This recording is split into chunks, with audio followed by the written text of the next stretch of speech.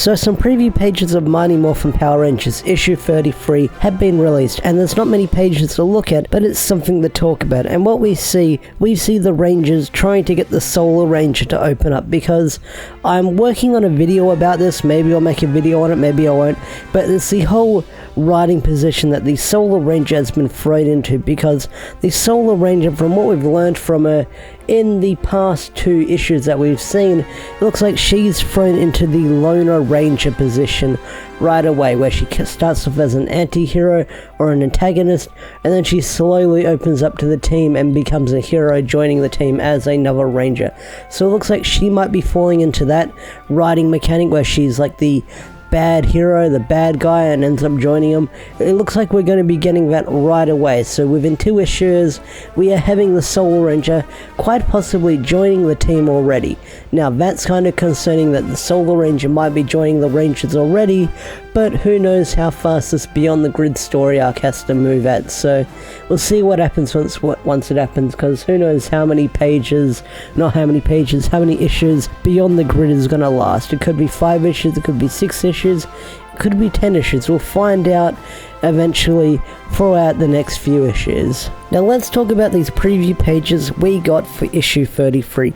Now I think what we're looking at, it picks up where we last left off, where the Rangers are confronting the Solar Ranger, and they say that they come in peace. They're no army or they're conquerors, they're just trying to help out their people, because the Solar Ranger put a lot of people in danger by messing with their power source. And we have a lot of words where the Rangers just give them the pep talk saying, hey, we're not here to hurt you, stuff like that, blah blah blah blah. But I do like the interactions these characters have with each other, where we have Tanya saying, Remi says, is Tanya some sort of healer because she's wise with her words, stuff like that, and Mike says something like that. And then Tanya replies with, I'm not a healer, but I'm more of a lion tamer. And then we have Ranger Slayer Kim, or just Kim. I should be calling her Kim at this point, because there's only one Kimberly that be keeping track with in this comic at this point. But she says, I love a description saying, I don't like having a thief who slurped up the Prometheus energy like it's an all-you-can-eat spaghetti, just hanging out and knob hobbing on this ship, Heckle. And then Heckle just replies with, we should give her a second chance. She deserves a second chance. So a lot of interactions with these characters, and we kind of see who's getting along with who's going to guide who. We've had Kimberly and Heckle sort of interact with each other because they were 2 bad guys that became good, stuff like that. We've got Tanya being sort of like the guiding force for Mike, because Mike is sort of like, oh, I don't know what I'm going to do with myself, I don't have a brother, who knows if my brother's still around.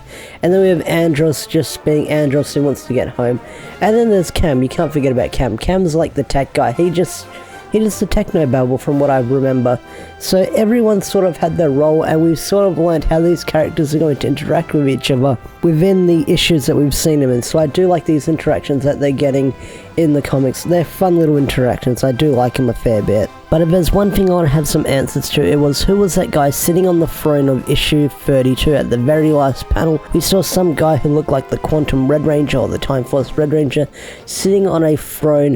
He looked really cool, he did have a really cool design, and I know that we've got a brand new villain, because no doubt about it, this guy is the main bad guy for Beyond the Grid, and he's going to have a lot of shoes to fill after Lord Drakon in Shattered Grid. So hopefully this bad guy can create some hype around him.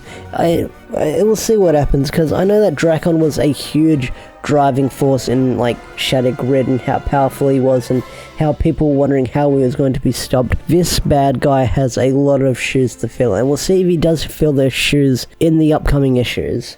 But anyways, what are you guys thinking of Beyond the Grid so far? Are you enjoying it? Are you not enjoying it? Do you think it could be better? Do you think it could be worse? Tell me what you guys think in the comments section down below. I would love to hear your opinion, and I do my best to reply to all the comments I get down below.